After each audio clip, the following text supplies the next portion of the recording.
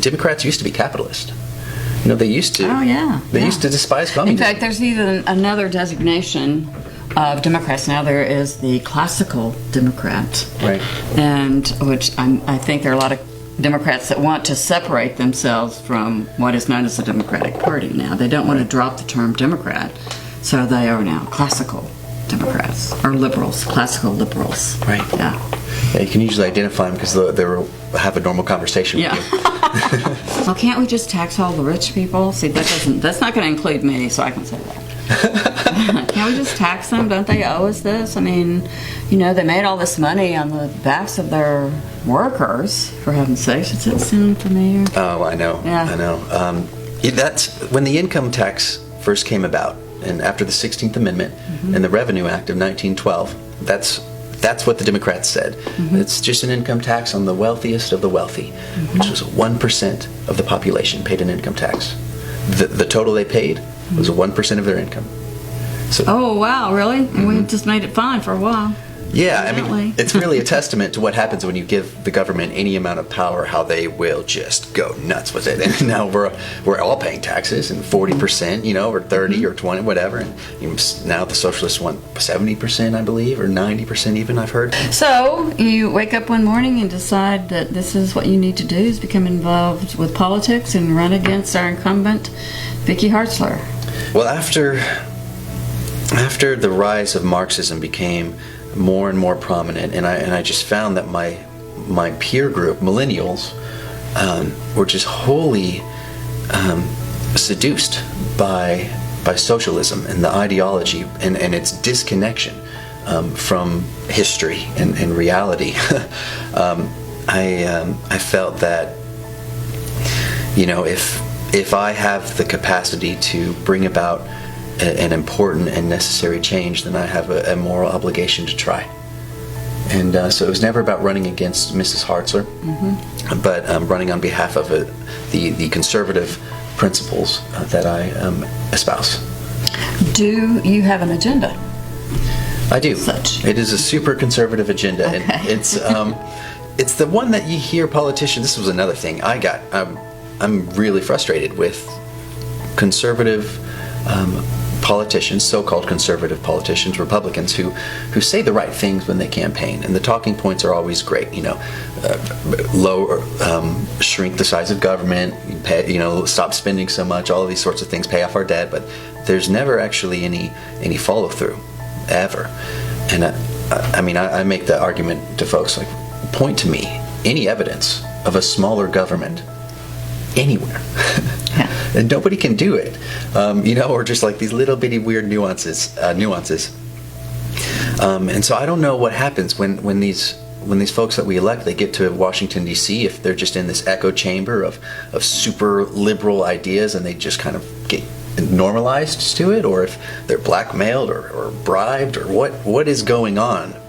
But their inability to deliver on promises consistently throughout my whole life motivated me to also to get involved.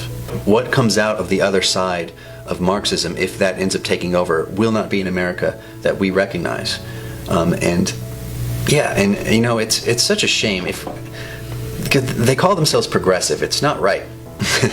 If you look at the history of the ages and the way that governments advance, it starts with tyranny, and the true progression of government is towards liberty. And this, we went, to monarchies and oligarchs and different, theocracies, and then you have the Age of Enlightenment that brought forth the rights of man, with ideas like habeas corpus that gained prominence, and out of this moment in time birthed the great American experiment that declared our individuality to be sovereign and enshrine that into law, because we were all created equal by God.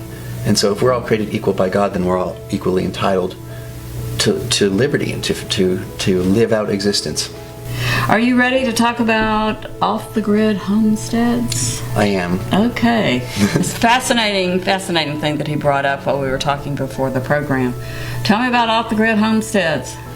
So yeah, after I stepped away from politics for a moment, and we decided, what can we do for ourselves? What can I do for my family? In the event that these political forces are beyond me, I want to make sure that we've got everything that we need. And so it started as just sort of a systematic breakdown of what are our basic amenities and sustenance requirements. Food, water, shelter, heating, cooling, electricity, waste management, things like that. And started with that as a concept and began researching and educating myself. And what I found is that there's all sorts of people out there who had similar thoughts. And it's a weird coalition, a very interesting mix of people. You've got your hippy dippies and your rednecks and your liberty lovers. There's all kinds of different coalition groups that form this coalition.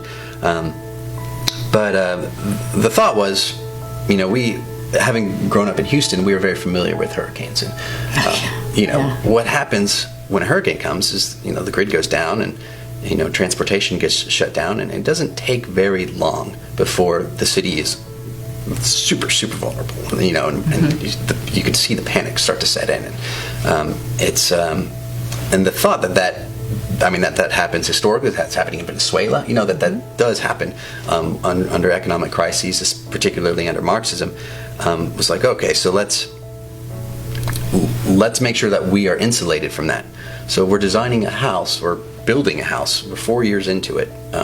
It's a passive solar house. It's got a greenhouse built into it, south-facing, that's designed to capture the arc of the low winter sun and act as sort of a conduit to heat the rest of the house. And it's got these really thick walls made out of clay and limestone. It's in sandbags. The way that if you've ever seen a 3D printer build a house, kind of does a row and then goes up and does a row. It's sort of like that. So that's the way that we built it, using sandbags mortared together with barbed wire and rebar driven through it. And how neat! Yeah, it's a crazy looking thing.